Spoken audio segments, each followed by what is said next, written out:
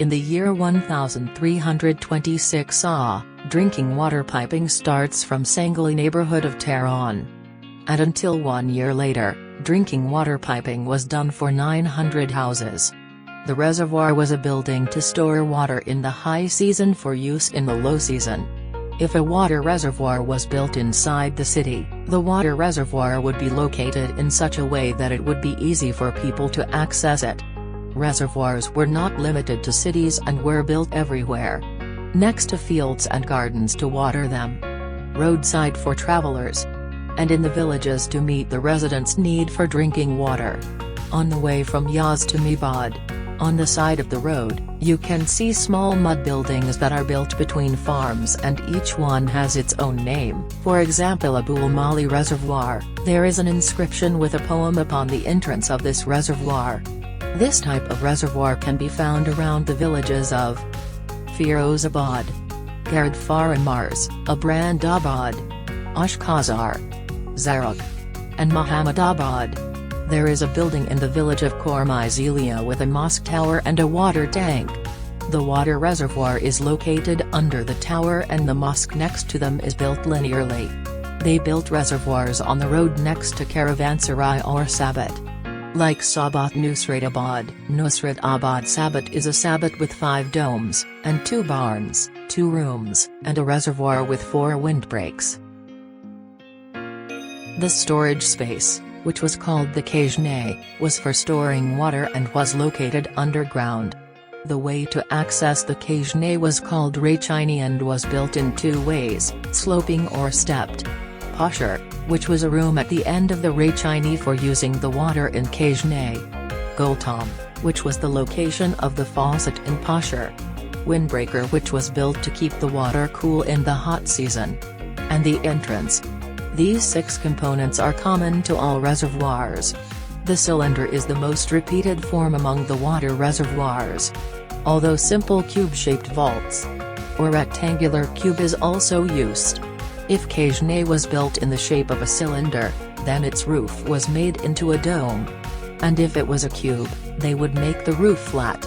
A very thick layer of lead was used in the bottom of the Kajne to spread the water pressure uniformly into below the building, so that the lead does not come into contact with water. A layer of Saroj mortar was used on the lead. In the past, it was believed that this lead layer cools the water. After filling the reservoir with water, salt and lime are sprinkled on it so that the water does not corrupt. A few days after this, a layer would appear on the water and prevent the water from rotting. By consuming the stored water, this layer will gradually go down along with the water until it is on the Pasher level and blocks the water pipe. When the pipe was blocked, they realized that they had no more water. To use the water from the reservoir, we need to reach Pasher, and for this we need to go down the stairs one by one. The number of stairs were different. The bigger the Kajne was, the more steps there were. The reservoir of Shabilksum has 76 steps. If we consider the height of each step to be 20 centimeters, then the depth of Kajne should be at least 15 meters. In this path full of stairs, sometimes they built a platform, which they called table house, tea house, syrup house, and things like that. And people could go there and eat syrup, tea or ice cream at the same time, take the water they want from the reservoir and rest for a while. This staircase path is usually made linear, but we also have L-shaped paths. To brighten up the path they built a void on the top of the platform. They also built a small wall around this opening to protect people from falling inside. Another method that was used to brighten up the path was building half of the path without roof. It means, half of the path were built without a roof and the other half were built with a roof.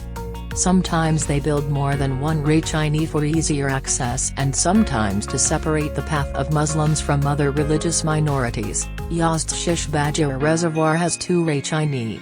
After this, they go down the whole way to reach the Pasher room. This small room had a faucet and under the faucet, there was an aqueduct so that the water that falls on the floor would enter there and from there it would go into a dry aqueduct. They used to call this path Kanau Hert Sayab, and a dry aqueduct is called Buke. The faucet is made of brass alloy. Some Pashers have more than one faucet. to keep the water cool. They built a windbreak next to the cagenay. The wind deflector is built in the direction from which the cool wind comes. When the wind started blowing, the wind would enter the windbreak from the opening, and it cooled the environment and created a vacuum in front of the opposite opening. This vacuum pulls the hot air inside the reservoir towards itself. By repeating this cycle, the water inside cagenay always remains cool. To build a water reservoir, they should first find out the place of the cagenay. The next step was digging. This stage takes between 1 to 3 years. When the excavation work were finished, they poured mortar on the bottom of the tank. The brick used to build this buildings was a square brick measuring 22 by 22 by 7 centimeters. In order for the water pressure not to damage the building, the wall of the tank was built with 2 bricks, and the back of this wall is poured up mortar to 1 meter. In order for water not to leak from the corners of the tank, those corners were bent and given a semicircular shape. I hope you enjoyed this tutorial and it was useful for you. See you in another tutorial.